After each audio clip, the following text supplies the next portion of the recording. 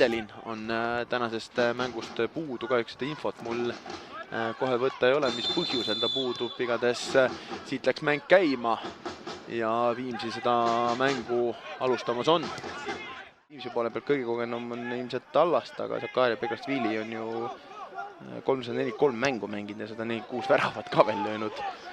Ja mängu mänginud, ehk siis seda kogemust Nõmme Unitedi poole pealt on päris kõvasti, siit läheb Massis pall läbi, tuleb uuesti värava peale, aga lagus veel Viimsi meesteni, tuleb kasti ka, vaatame, mis siit saab, tuleb löök ja Vaherna saab üritada ja palli kasti ka, ei, proovib ise siit. Nüüd natukene võttis hoogu rünnakust maha, proovib ise üritada ja päris korraliku kaarega paneb. Usun, et selle poolel kindlasti mõlemad peatreenerid lugesid oma sõnad peale ja leidsid sellel nüüd lahendusele. Nüüd Viimsi saab siin jälle juba teist korda päris ohtlikus kohas palli kätte ja peab lagus ikkagi tõrjuma siit palliga. Otsib sealt peenet söötu, siis saab selle kätte, kas nüüd tuleb Unitedile korralik löögivõimalus ja Lääne-Lait saab üritada, aga sealt on Barcelona mängustiilis tiki-takaga siin seda üritust leida, kas see oli suluseisus, tuleb löök ka, aga see Lov pika palliga, seal on Unitedi mehed olemas, siis see siit tuleb pall alla ka ja mis nurga alt, siis see vajutab nüüd Viimsile ära ja natukene mängukäigu vastu tuleb see värav Unitedile, aga siis see ja mis nurga pealt. Ja see on nüüd päris valus hoop Viimsile, et nüüd sellisest olukorrast ära löödi. Pigem ootasin ise ka sealt puudet ja söötu kasti piiri peale, aga tuli hoopis korralik löök ja alustame siit. Kõre ja tundub, et vajutab peale ja ei ole üldse mitte paha, aga tuleb siit Tammeveski palliga, nüüd on Viimsi võimalus, tuleb see pall kasti piiri peale, aga siit on Merila ikkagi vastas, aga pall on veel lahtina, Kõre ja tundus korra, et lagus. Ilusti ruumi Koka, siis see nüüd uuesti vajutab ja korra tundus, et juba kukub ka, aga keskele poole ka leiab omad variandid üles, Koka Vain palliga pöörab siit ja ei tule siit hetkel kohe teist ja siis ei proovi veel kord.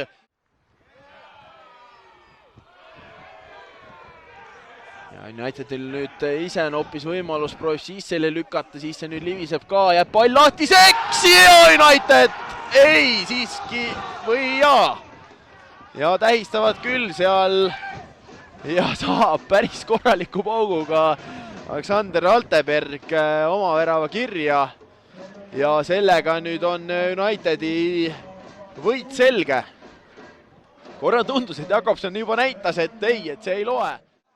Nüüd on vaja see pall kasti saada, tuleb ka kasti, seal on omad mehed olemas ja ei tule siit ka ja tuleb pall kasti ka, aga see on laguse saak ja nüüd on kohtumine lõppenud ka.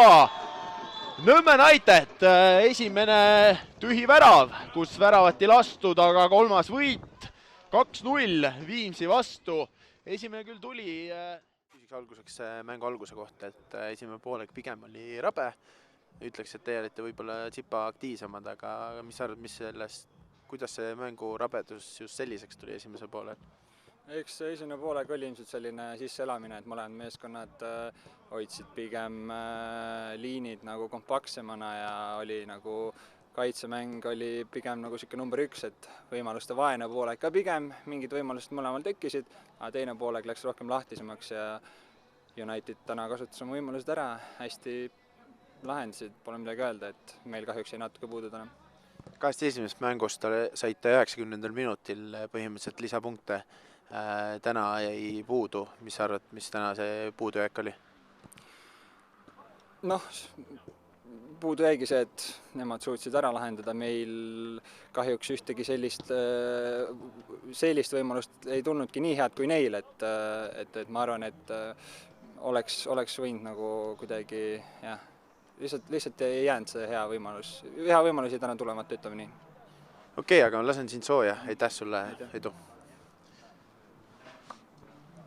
Nõmme Unitedi mängumees Karl Lääne-Lait, täna 2-0 võit, magus võit, ma kujutan ette? Jaa, väga magus. Teadsime, et tuleb väga raske mäng. ei võtnud seda kuidagi nagu garanteeritud, et see tuleb, et me pidime väga palju vaeva nägema ja me oleme väga õnnelikud, et see lõpuks nagu meie kasuks pöördus. Täna mängisid võib-olla natuke harjumatul kohal, mulle tundus, et olid ääreründaja, millest selline otsus? Meil kahjuks on hetkel väga palju haigusi, väga palju pisivigastusi, et nii-öelda koosseis või pink on suhteliselt lühike, et ilmselt sellest tulenevalt, aga ei ole nagu võõras positsioon, et tegelikult terve eelmine aasta enam-vähem seda positsiooni mängisin.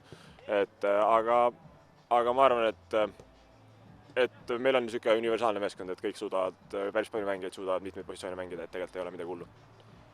Täna, ma julgen väita, et päris pikalt mängu jooksul oli Viimsi võib-olla natuke üritavam pool. Milles see lisakäik või kust see lisakäik teile tuli? Pool ajal rääkisime sees, et me laseme Viimsil natuke oma mängu peale suruda, et me mängime nende mängu, mitte nemad meie mängu. Et tahtsime oma mängu rohkem peale suruda, panime mõned taktikalised asjad paika, ma arvan, et see teine poolek toimis, sealt lõime esimese värava ja teine värav, see oli juba lihtsalt kirstordil. 3-3 panete terve aeg niimoodi? Me ei taha midagi ära sõnud, aga me töötame selle nimel, et teeme väga palju vaeva. Okei, aga